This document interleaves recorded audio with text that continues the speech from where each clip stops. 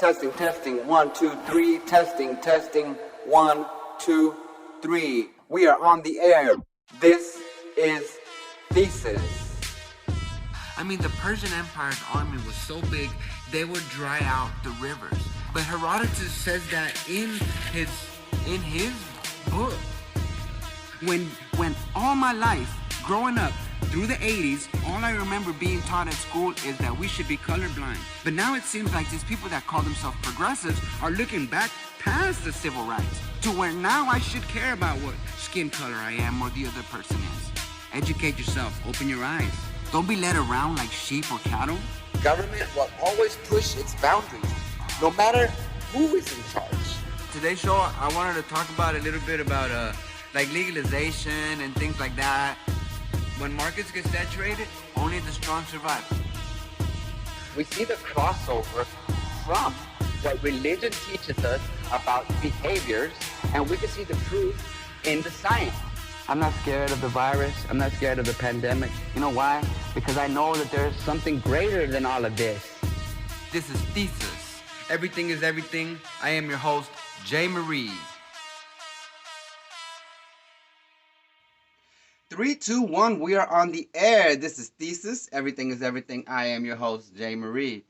How's it going out there, folks? Hope you're doing well. Thank you for showing up and hanging out with us today. Coming to you live from Zombie Land. Yes, sir. All right. Well, as you can see, I'm dressed for a little cold because we got some snow here in Texas, so we're hunkering down for a day or two while the snow. We have to shut down whenever it snows. So I'm in the bunker. You know, it's all right in here. It's about 55 degrees in here, about 18 degrees outside, I think. So we're all right. We're all right. I want to thank you guys for showing up and hanging out with us today. It's been a minute, but I am healthy. I am fine. I am well, and I am here. Now I want to thank you for showing up and checking in on us today. It's been a minute. And I am actually, I'm happy to be here. I'm happy to be back. I know the last time we talked, I said I wasn't going to take so long, but I had a couple things come up, had a little procedure done, and, so it kind of took me out of the game for a couple weeks, sort of, but we're good. No big deal. But we're here. So, I was thinking a lot I couldn't think up to the point where I had that procedure. My mind was just too focused on other things. But after we got that taken care of, I was thinking like, okay, since we've been going kind of heavy, I wanted to just, because I'm recovering a little bit from that procedure, so I didn't want to get too heavy. I just wanted to have some fun, and just kind of have a little fun today. So the other day, as I was as I was driving, right, as I was working, I put on some music and I just let it play on some alternative mix, and like it started playing like these old school jams, like from the alternative music, and it started bringing me back a lot of memories to when I was younger, and like rock concerts and stuff like that, because as I was growing up, I got to see a lot. Well, I don't know. I'm assuming a lot of shows. I started thinking of all the different concerts and stuff that I went to as I was growing up. And man, I had some great memories come back. And as I was playing different songs, different groups and stuff, and I was remembering seeing them in concert and stuff like that. So, it just brought back so many awesome, fun things that I wanted to talk about. So we're going to talk about music somewhat, but we're going to talk about more like concerts and the whole experience about, going to concerts and stuff like that. Many of you out there maybe are fans of music, any kind of music, and, seeing live music performed, at a venue, whatever, it's pretty awesome, and it takes a certain kind of fan to go to a show. you know, because you got to get tickets and sometimes wait in line and whatever. Maybe buy scalp tickets, pay more, different things, right? If you're a fan and you want to see your group, your singer or whatever, you know, you're gonna do some things to try to get some tickets, try to get into the show, you know, stuff like that, right? So, you know, when I was growing up, I was the youngest. Well, me and another cousin were like the youngest out of all of the cousins, right? And and I mean, of course, this is you're young, you know, you can't really be going to concerts. Well, I guess you can, but you know, back then, so I was like the youngest, and so everybody was going to concerts. My cousins and my brother and them and my sisters, they're all because they were all grown, a few years older, right? So they were going to rock shows and stuff, and like I was like, man, and I could never go, or they would never let me go. I don't remember my parents. I just could never go. Maybe my cousins, and then they were. I was too young, whatever. Cool. So I always wanted to go, you know, to see some shows, right? So when as soon as I was old enough, well, hold on. Let's. So when I was in high school, either a junior or a senior, my cousins, the rock people, the rock fans, concert fans, they got a job with the local security company, DNL Security, which did like you know, they did security for the concerts, they did security and ushering for the Mavericks games at the Reunion Arena, those type of things, right? So they got a job working with that company, and I'm thinking probably somewhat because of wanting to be able to see some concerts and so I'm sure that probably has something to do with it because that's what got me that's what got me to want to go get a job there. I mean, the pay was just, you know, it was nothing, but you get to see basketball games, you get to see concerts, you get to see events, you know. You got to stand at the aisle and help people sit down and whatever, but you're there at the event. And so it's a pretty cool gig for a high school student, you know. So I went and I got the job with them. And we first started. The first thing that I started doing was the security at the Mavericks. Not security, but ushering, right?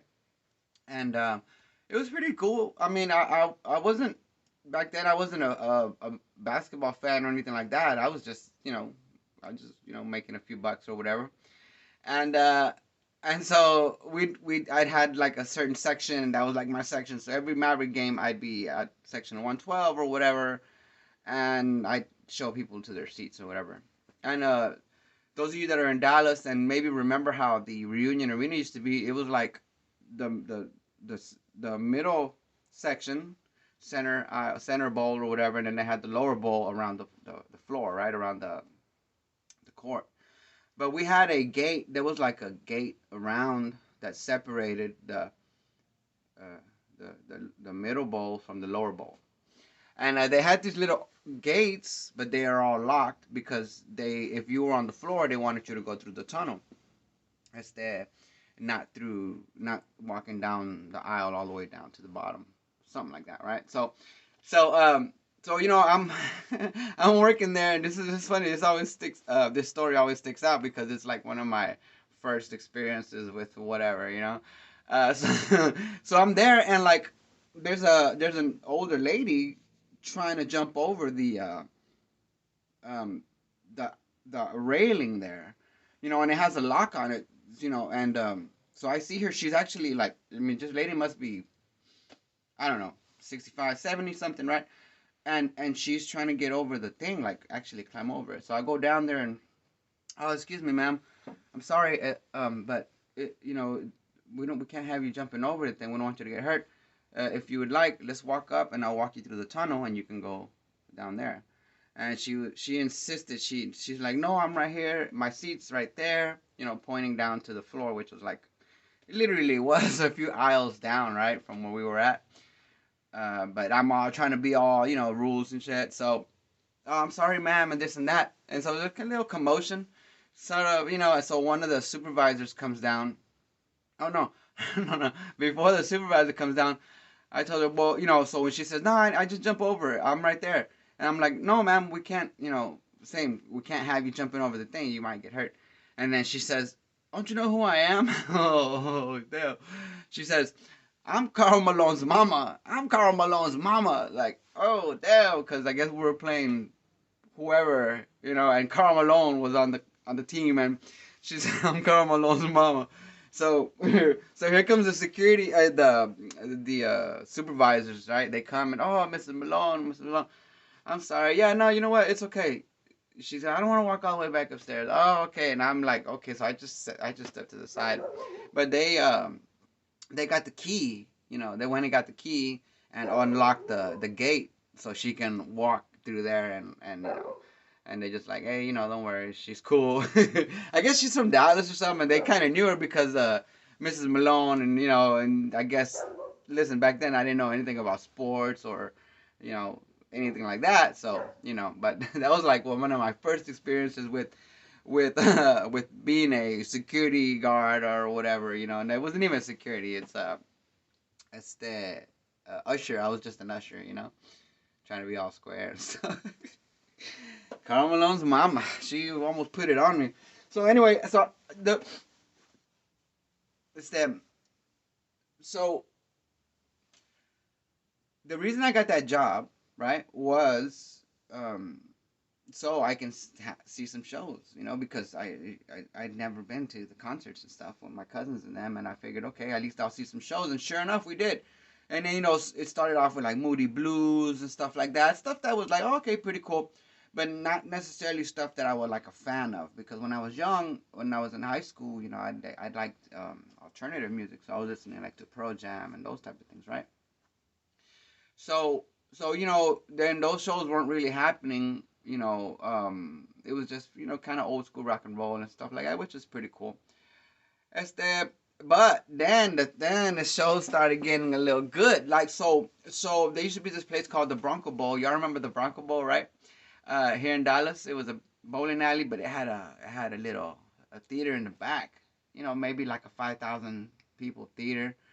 And shows would come through there, man. Like, so, so the Ramones played with Soundgarden, right? And like, I wanted to go, so I signed up for the show, and I took an extra. I just put my work shirt above like one of my other concert shirts, and like they assign you, hey, you go over there, you know, just make sure nobody goes out through that back door or check tickets or whatever, you know, boom over there. All right, cool. And then everybody kind of just starts doing their thing. Yeah, woo! I took out my company shirt, you know, tied it around my belt, whatever, and I just walked down to the pit, you know, right in front of the stage, and like the Ramones was on, and dude, that was a punk. Like if y'all never been like to a punk rock show, it's like, I mean, I don't know how it is nowadays, but back in the day, they was legit. Like the Ramones were getting down way like the pit, you know, if you were in the pit, like everybody's moshing, everybody's slamming everything, dude. I ran into my homeboy Juanillo from the neighborhood. He's down there too with some of his homeboys and stuff like that. And hey, what's up, way? What's up? So when you're in a mosh pit, it depends. It depends the setting. You know what kind of, you know, where the show is at, because some places have like a horseshoe, a pit area. Other places that are like outdoors, you know, in the fields, you'll get big ass mosh pits and stuff like that, right? But this is a smaller venue. It's like an auditorium, let's say like the size of a school, something like that. You know, kind of, you know, decent size, but maybe a little bigger than that, twice as big, let's say. And the front of the stage is an open space, you know, and that's where everybody's like moshing and stuff like that, right? So I see Juanillo there, and like he's short, lightweight, you know, maybe about a buck 30, you know, buck 20, and there's this big ass dude, this big ass white boy nigga, big ass muscles, and he so we're jamming, dude. I'm right there like next to him, and he tells that white dude, say homeboy. He cupped his hands, and he gave me like the sign, like chunk me over your head, like that. He said chunk me. Homeboy was like, come on, and then we get back. We made a little aisle. You know, with your hands, you tell people, hey, get back. Like, so we made a little aisle, like a running, you know, so you can have a little ramp, not ramp, but you know, a little running space, 10 feet or something. So people were down. People were down back in the day in them pits and stuff. Like people are down. Right? Boom! Everybody get back. Sure enough, that nigga goes first. He starts running, and then that dude just kind of like he steps on. Homeboy has his hands cupped, and Juanillo steps on his hand, and homeboy just flips him over his head. Man, Juanillo went flying over the crowd. I mean, I don't want to say. I mean, so let's say the average people there are, 5, 6 feet tall, right? So the average 6 feet tall. He flew at least up into the 7, 7.5 footer area, and wham, landed on tire because people catch you, eh? People catch you, wham, and then you're lightweight, you're good because there's 20. You land on top of 20 people. You weigh 100 pounds. Everybody's carrying, whatever, 5 pounds each, whatever. It's nothing, you know. And if you're a big person, like, oh, hold up, baby. If you're a big, look, it's fun, but seriously, if you're like 160, 170, 180, hey man, don't be trying to crowd surf like up there. Don't be trying to crowd surf because people are gonna let you fall away. Like you might get up, a few of my people might, your homeboys, hey yeah, let's get you up there. You might get up there, pero bro, once you start moving around and crawling, dude, people are gonna be like, wow, this heavy ass nigga, and then just let you fall. Wham, nigga, you gonna hit the deck, nigga. It's happened a few times, way, but if you light and you small, you could crawl up there, nigga. You could pretty much walk, nigga, stand, like walk on your knees, depending on how dense the crowds are and what kind of show you're dealing with. So Juanito's flying around, boom. I did it once, but I didn't get that high because I wasn't too, nimble or whatever. Yeah, man. So that was so the Ramones played, and then Soundgarden came. Chris Cornell, man, they were getting down way. So I got in. I went into the crowd like at halfway through the Ramones set, and then I stayed in there halfway through the Soundgarden set, and then I came back out and put my shirt on. And even I remember my supervisor, whoever was in charge, of like, man, where you been at? Where you been at? Oh man, I was over there walking around. I was walking around. I was walking around. It's the, but they know what time it is, cause it's the, cause hey, where were you? They probably saw me in the crowd and shit. You know what I'm saying? Soundgarden, man, damn, bro, Chris Cornell. So yeah, so that was like my first. I was like, yeah, this job is legit, right? So then there's shows that you want to go to that you're fans of, and let's say I wasn't, our company wasn't doing security, I'd get a ticket, and then of course, so like I was remembering back. So what I did is I actually went online to look at older tour dates to try to remember some of these years and who and what, because I was in high school, so I kind of just remember like around the time. But so I remember the Beastie Boys. So we had a place here in Dallas, where they would wrestle downtown called the Sportatorium. So if y'all ever saw the Von Erichs, Kerry Von Erich, and the Von Erichs wrestling, it was like a family. They fought out of Dallas, and Dallas had like a little wrestling. It was called the Sportatorium, and it was downtown. And they had the Beastie Boys came with a heavy metal group called Sepultura. They came in '92 and they played at the Sportatorium. Man, that shit was legit, man. People were hanging from the rafters and shit. Like, bro, Beastie Boys go hard way. First of all, Sepultura was hardcore, so like the mosh pit was crazy way. I stayed out of that, but but of course when the Beastie Boys come, everybody rushes to the front. You know what I'm saying? So it's the way they had set it up, because that arena it's like a wrestling arena, right? I don't remember exactly. They must have walled off a certain area and put the stage, but I remember they had beams and pipes and rafters and stuff, and man, people were climbing on there, dude, and then they would just let go and fall into the crowd. Bam! Oh, awesome way. So you're jamming like, and I was talking about earlier, like when you're like, if you're in a mosh pit, it's different than when you're crowd surfing. When you're up there on top of the people, you know, a lot of things, your etiquette is important because, you're on top of people, depending how you're stepping and what you're wearing and stuff.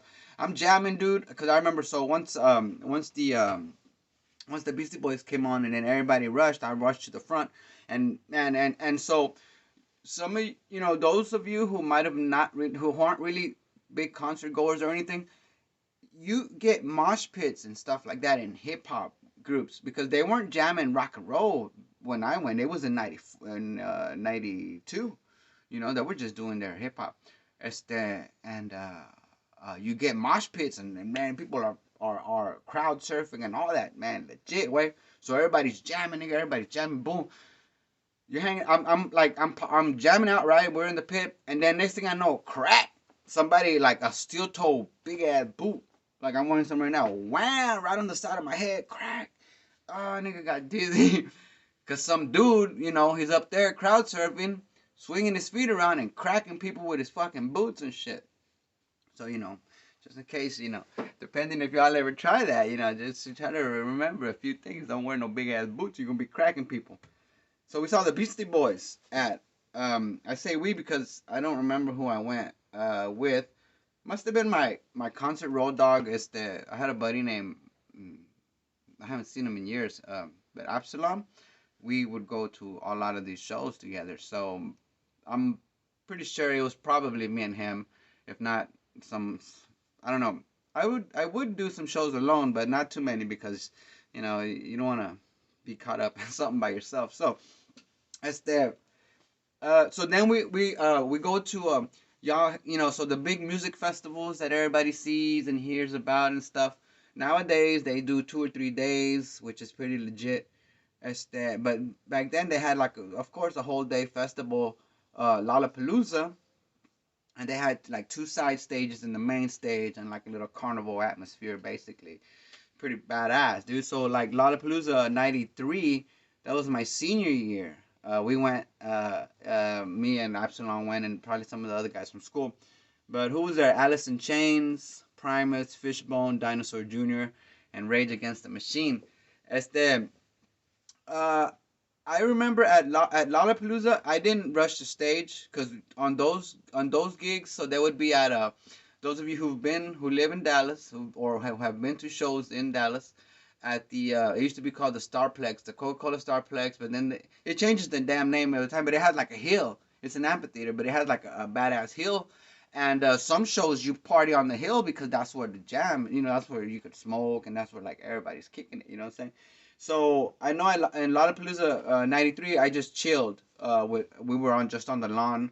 We didn't rush the stage. And that was pretty badass. Who was there? Rage.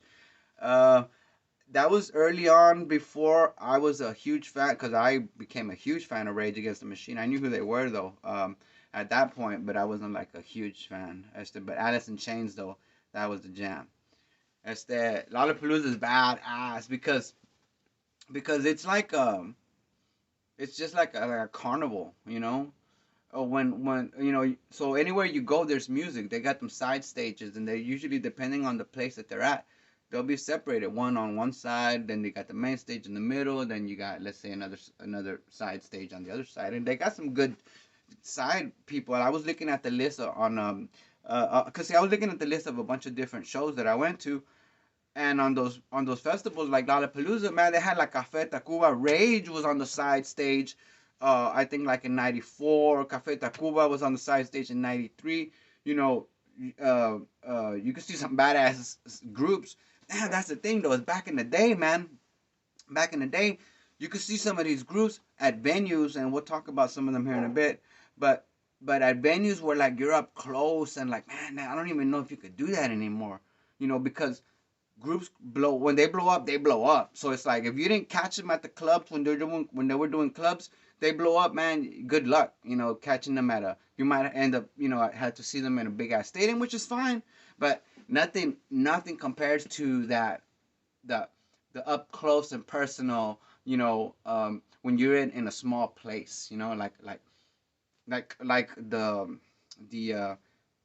Bronco Bowl. Back there, it was like I said, 5,000, maybe 6,000, seat joint. So it was comfortable. You know what I'm saying? It's different because you're up and close, and then the way the stages were in the pits and stuff, it was like you'll be able to stand on the pit wall and then flip off, back into the crowd. Like they would let you do that stuff. Nowadays, I don't even know if they allow any of that stuff. I mean, you pretty much gotta take over the whole floor, like the whole floor area in front of the stages, because it gets pretty wild down there. But depends on the show, where you're at, and the security too, because they can act a fool. I've gotten cracked a few times. We used to crack people too, though. So at some of those shows, like at that Bronco Bowl place, before I became a big old concert, goer and all that. Like I'd be in the horseshoe area checking tickets, and when people would rush, you grab them, boom, and then you throw them back up there. Like that was the fun part about this gig is like at concerts, especially like at right, like at the Starplex or at Bronco Bowl and some of these other areas where people rush the stage or rush to the pit. You had a lot of action catching them and tackling them or whatever, and then throwing them back up there. It gets really wild. I had to rough a couple people up. I was a little ass nigga too, but I got roughed up. I got my ass cracked one time as I was rushing. I don't even know what I can't remember what show it was. I think it was like Edge Fest. It was one of the Edge Fests because they kicked me out. Way I was I was rushing the stage. Somebody was coming on. I don't even know who it was. I don't remember. I was trying so hard. I was looking at the list. I don't remember. All I know is, oh yeah, let's go. And we all started running, and this big old black dude security guard, he saw me and he just, wow, he just kind of like in my face, you know what I'm saying? And then he grabbed my shirt and my shirt tore off. And then I don't even remember, but I do remember getting kicked out like right after that. So I don't think they dragged me. I don't honestly I don't remember what happened, but I do remember getting punched and my shirt ripped off of me and kicked out of the damn one of the damn festival shows. So that's it's kind of comes with the territory sometimes if you're gonna be rushing the stage because technically you're not supposed to be up there, right? Because they can put you on trespassing. Hey, your seats are out there or your seats are up there. If they want to get bullied, if the security wants to get bullied or whatever, yeah, they'll pull something like that. You know what I'm saying? So you gotta be careful like what you do, stuff like that because you'll get an ass beaten. They'll beat your ass. Like don't try to run backstage. If you run on the stage, damn, use your mind, use your head. Cause I've been on stage before, but we'll I'll give you some examples here in a bit. But if you ever make it on stage, like man, you better act right. You know what I'm saying? You better act right because you will get your ass pounded, and they'll do a number on you. But if it depends where you are and who you're watching. You know what I'm saying? So like y'all, there's like this whole we used to all kinds of music, heavy metal, alternative, and all this, right? So there's this group called GWAR. Some of you might have heard it. If not, look it up. GWAR. They're like it's not even heavy metal. It's like I don't even know what you want to call it. But they wear these costumes like monsters. There's like all of them. Everybody's wearing something. Boom, and then they have these props and dragon comes out and he eats one of them. Suits and props and puppets and like legit way, but crazy. They blood and they chop a monster's head off and blood starts squirting on all the people. Wow. So so when I heard they were coming, like of course we gotta go. And I think me and my sister went. And some of our friends. I don't remember, but I know I was there. And it was at Deep Ellum Live, which is a club like Bronco Bowl held 5,000 people. Deep Ellum Live maybe 1,000, something like that. Maybe 800, maybe.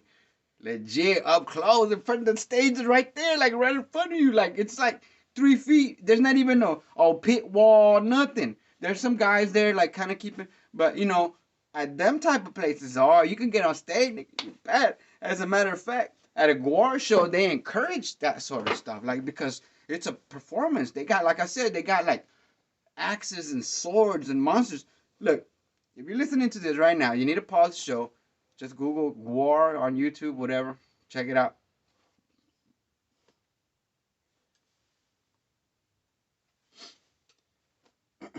Check it out. These dudes they're pretty awesome. Like this, it's a spectacle. It's quite a spectacle, bro. So we're at Deep Ellum Live. We're jamming, bar jamming. You're getting all full of blood, like fake blood and stuff, guts and monster guts and whatever. And hell yeah, dude. So since those security guards are really cool, they're letting people jump off the stage and all that, right? Hell yeah, I said, fucking let me get up there. And all you need is a little boost, wait, because it might be the stage might be like 3 feet tall, like right there, right, you know. So just quick boost, you just hop up on there, boom, de voila, hell yeah.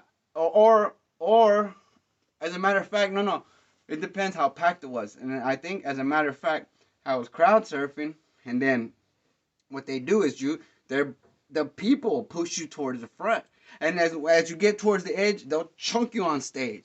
So hell yeah, nigga, I'm going in there, boom, boom. So you land on the stage. I land on the stage, and hell yeah, you just kind of like you throw up you throw up your the horns or whatever, and you like whatever, and then you can like run and flip off, into the crowd. So I got on the stage, boom, and then I just threw up the little horns, and then I was about to jump back into the crowd. I had my back towards the group. They were jamming, and one of them one of them dudes had like a sword. So if you can imagine like a broom, right? Imagine a broomstick. It's pretty long, but then there's a hard foam, spongy but hard, and around it like a sword. So it's foam, but there's a stick underneath it because it's sturdy. So I'm like, I threw my thing up. I was about to jump back into the crowd, and this dude comes behind me and whack. Like, I'm not even playing, dude. It wasn't like, playing around like, get out, bang. Nah, this motherfucker said whack. I swear to God. I swear to God, that shit went crack. Dude, I was like, damn, nigga. And I just fell. I fell into the crowd like like that nigga killed me. Like if you would have seen it with that little animation or something, it came up and cracked me in the back with a sword. And then I just fell into the crowd. Poof. That shit hurt, fool. That nigga hit me good too, though. Oh, dude, that shit hurt like a motherfucker. And then so at GWAR, you get out of there, and you're all full of coloring and blood and guts and whatever it is, because there's, like I said, dragons. Like, check out the video. Dragon comes out and he'll eat one of them, bro. And then they all start killing the dragon, and while they're jamming, dude, that shit's legit, right? GWAR, nigga, it's there. All right, so that was at Deep Ellum Live. Oh shit, you don't know about that, Flock. Este. So I have one of my favorite. There's a group called Los Fabulosos Cadillacs. Some of you might have heard of them. They're from Argentina. They're like they've been jamming for like 30 years or something. Like, they make music, bro. It's like there's probably like 10 or 15 people in that group. Trumpets and one of those, almost like a ensemble of but man, they jam.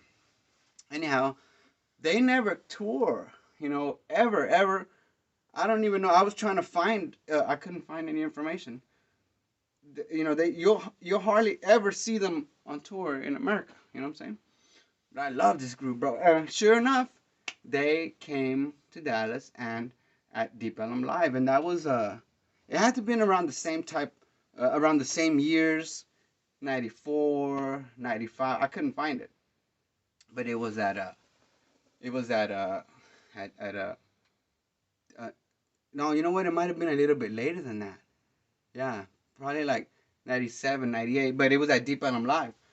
It was so cool. So they jam, of course, because they got the whole ensemble on stage. It's like I said, they got trumpets and like wind, percussion, and all kinds of like an orchestra almost. And they play such great music. And one thing that we would always do, what we would try to do is, as a fan, when the show's over, people leave, whatever. Fuck that.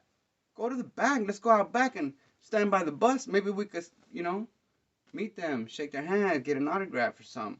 Because you might have to stand around for a while, but man, you'd be surprised. A lot of these performers, and like they're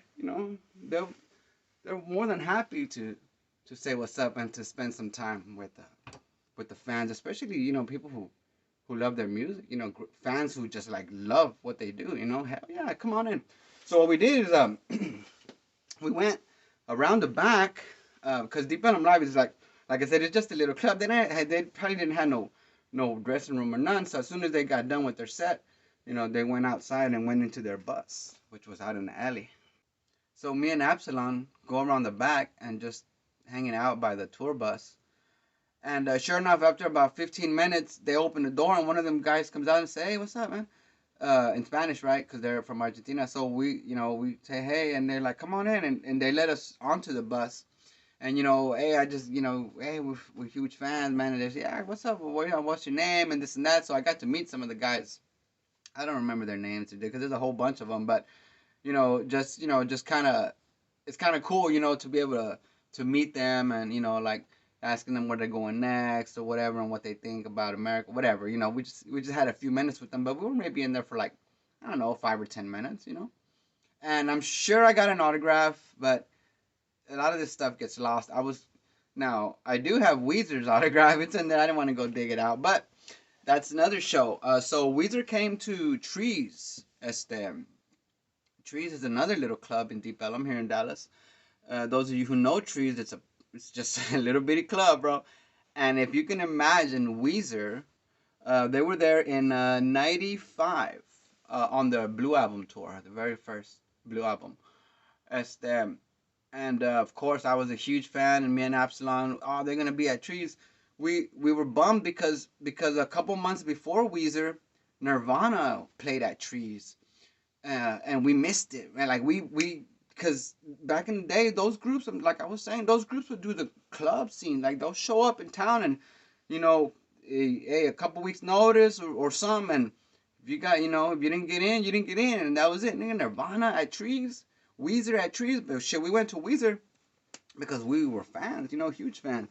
Oh man, it was awesome. Way like I don't even know the size of how big Trees is. This is little. So here goes back to that experience that I was talking about earlier. Is like that up close and personal feeling, like with one of your favorite groups. You know what I'm saying? They're like right there, nigga. At Trees, the stage wasn't even 3 feet tall. Maybe, yeah, like three. Okay, maybe 3 feet tall. Right there. No pit, no nothing. Trees. It's a club, like a damn club. Way jamming, way. So the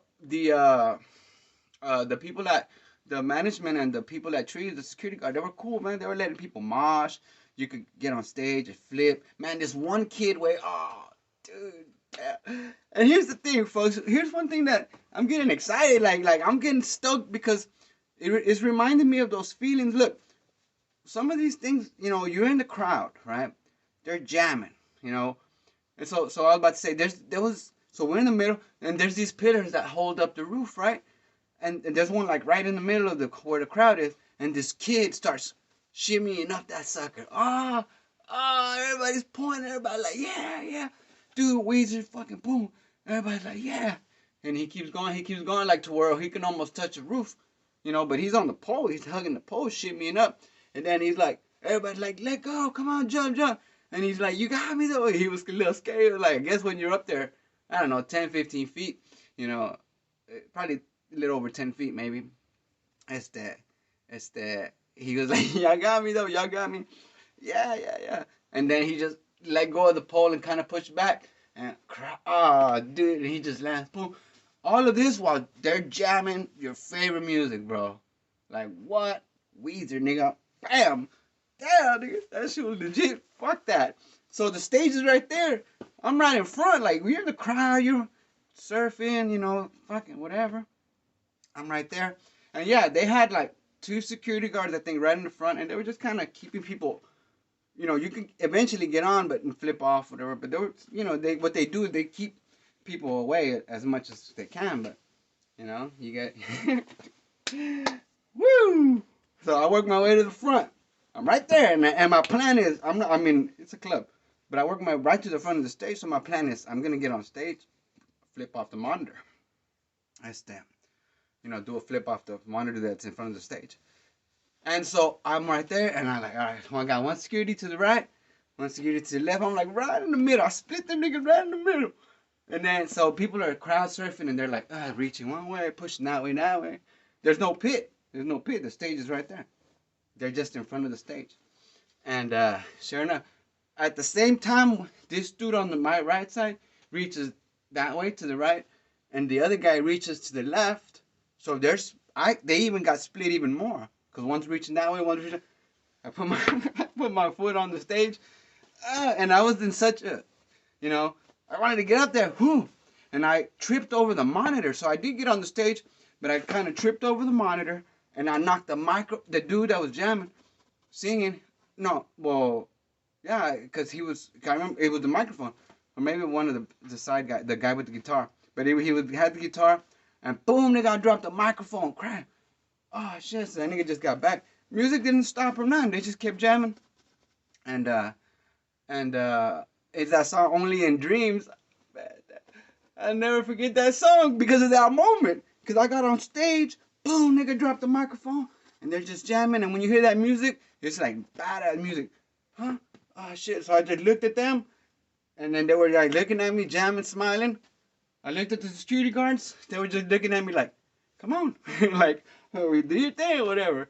Hell yeah! So I threw up the horns, and then I took like 2 steps, and then I off the monitor. Wait, I stepped off the monitor and did a flip, and they caught me. Wow, hell yeah, nigga! And then they threw me back up there again, and then you just get on the edge, and then you just jump off. Nigga, sweet way. Damn, nigga, nothing more beautiful than that. Like a memory like that, your favorite group, some amazing music, and then you get to you get to interrupt the show. You get to interrupt the show, not really because they kept jamming, but that nigga got on stage, nigga dropped the microphone. Man, dude, that was legit, way. Straight up flip off that bitch. I did a flip off the monitor, so boom. Exciting. You can hear me. I'm losing my breath. Nigga getting a little stoked. I remembering that shit. Wait. Yeah. What else? Weezer. So we got to meet them too. We did the same thing after the show.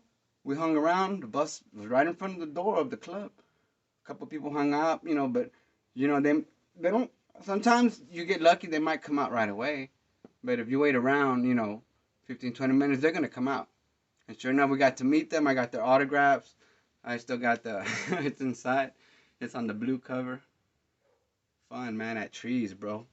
Nowadays, good luck on ever experiencing something like that, at a small joint. It's very rare nowadays. Let me see. Beastie Boys, Weezer, GWAR. Oh, I think a Limp Bizkit and Cypress Hill. They had a show at the Bronco Bowl, right? And like, I didn't have a ticket, and I didn't call my people that I knew, the guys that worked there, right, to let me in. Like, the guy would let me in, my supervisor, our supervisors or whatever, but you let them know ahead of time. Hey, can you let me in the show? Yeah, come on. Because it was like, whatever. I didn't know ahead of time, whatever. So I said, damn, how am I going to get in?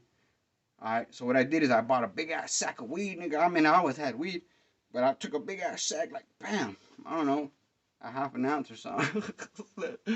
I bagged it up.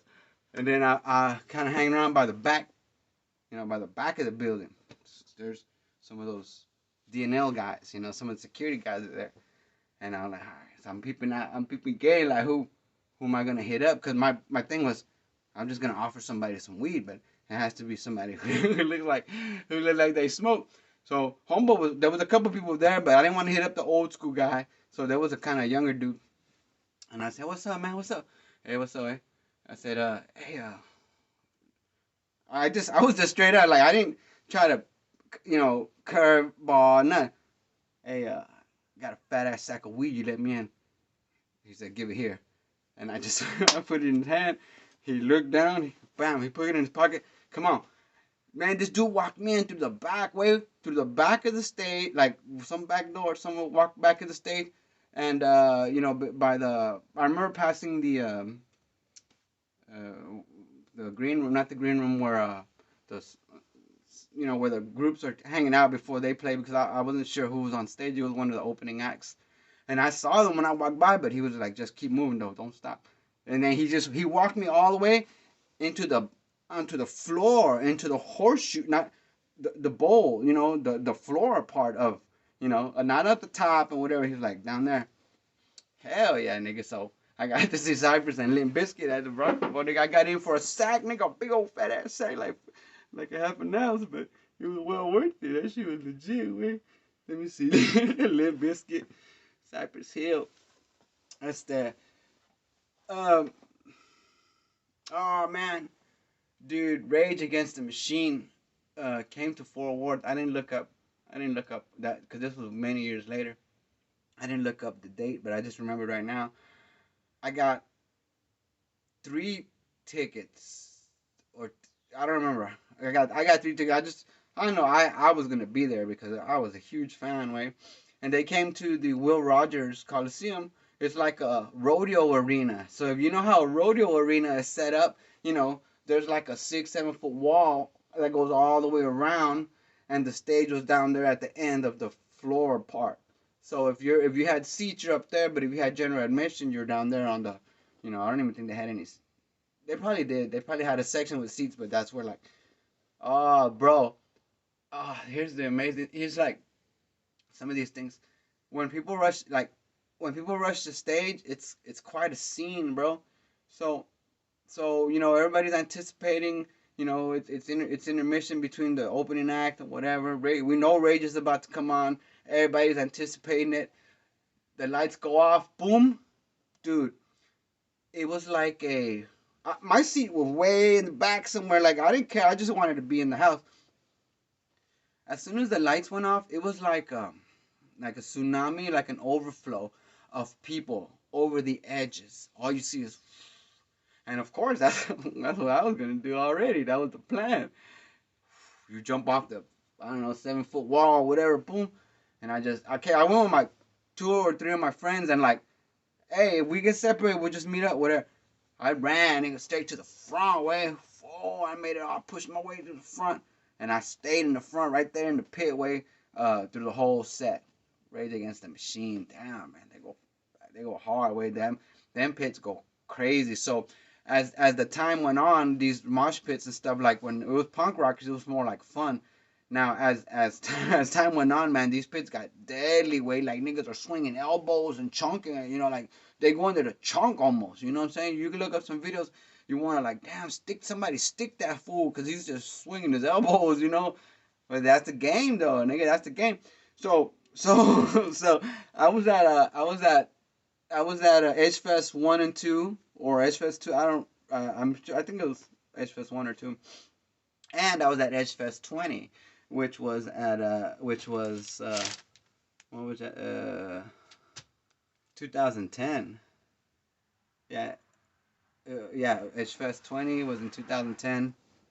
That's the 30 Seconds to Mars, Limp Bizkit, Deftones, Flyleaf, and then of course a whole bunch of other groups. But 30 Seconds, man, damn, dude, they went hard, nigga. The Deftones. So as I was talking about mosh pits, the Deftones mosh pits. Now I was in there because I was like, fuck it, because it was a minute, it was a couple years ago. I still kind of felt a little froggy. Man, big old giant white boys, nigga. Wow, and they're swinging them bows, nigga, like for real. I'm in there trying to, I'm OG, nigga, old school, not trying to kill nobody. The nigga that try to take each other's heads off, word. Damn, fool. So I got in there for a little bit, but I got out, dude. I had my homeboy, Drew was there, and he was a big old tall white dude. He seen me getting crunched, and he was like, nah, man, come on, man. Cause I'm a little Mexican dude, so I'm tiny. I'm sick, I'm 5'5", 5'6", 5'6", so I'm a little guy. That's that. So the Deftones, that pit was like crazy. So I stayed down there on the floor. 30 Seconds to Mars. Oh damn! If y'all like their music, then you know what I'm talking about. 30 Seconds, they're international. So some of y'all out there around the world, you like, 30 Seconds, you love 30 Seconds. If not, check them out. That's that. So one thing about being a concert goer and all that stuff, like the gig already. You know what I'm saying? Like this nigga starts talking, and he's like, all right, I'm gonna need. As soon as I heard that, boom, get me up. Whew. I started crawling towards the front, and yeah, sure enough, I'm gonna need the next 30 people to get on the stage for a video. Fucking crawling, nigga, down, nigga. I'm making my way to the front, and sure enough, everybody's going, and they're gonna count you up, nigga. They're gonna count you up. Damn way. I'm like one of the first groups. I'm in the first group of people. I'm like in the first 5 or 6 group getting to the front. Like, oh shit, nigga. I'm crawling. Man, I must have stepped on somebody wrong, my knee, somehow, whatever. I don't know how heavy I don't think I was that heavy. I don't know, maybe I wasn't. I don't remember because it was, but nigga, right as soon as I was gonna get to the wall of the pit, they let me go. I went straight down. No, no. And after that, that was it. If nobody helps you up once you fall down, like to get back on top, that was it. And sure enough, we started counting them up. 1, 2, 3, 4, 5. He got everybody up there. Nigga, I would have been on there. And sure enough, they filmed a clip for what song is it? I don't know, but there's like everybody says go, go, go, or something like that. It's that, and like he had them all up there, dude. Dude, I would have been up there. It was fun though. It was fun because that was like that was like my last great hurrah, basically. As far as like mosh pits and all that, because I was already grown. I was already grown. That was 10 years ago, 2010. Yeah, a little over 10 years ago. So I was already grown, nigga. Can't be fucking around no more. What else? Let me see. I said I wrote a bunch. I have been to a lot of shows, like crazy shows. Café Tacuba. My sister gave me a VIP pass, and they played at this little club too downtown, and that was in must have been like no, you know what? I was looking that one up. I couldn't find that one, but I had the backstage pass and my stuff, but all the moving around and stuff, I lost it. But I had so I had the pass, and it was crazy because it was like a club. Like I can hang out in the back, so I went back there. Hey, what's up, guy? I met them. I love their music. I met there. We took a shot and we were talking. I don't. We might have smoked a joint or something, a blunt or something. They had a little green room. They had a little dressing room before, because they had an opening act. And man, that shit was legit. It was at a place downtown it was a club called Monopolies. Oh yeah, old school niggas out there.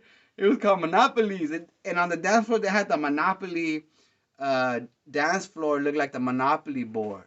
Y'all OGs out there, y'all remember Monopolies? It was there, because they were famous in Mexico, but in America they were barely coming up. You know what I'm saying? And I got to meet them too. So I took pictures, autographs, everything. Damn, dude, I had all of that somewhere. It's buried somewhere, or I might have lost it. I haven't seen that in a minute. And what else? Let's see. You know what? Of course. They got, man.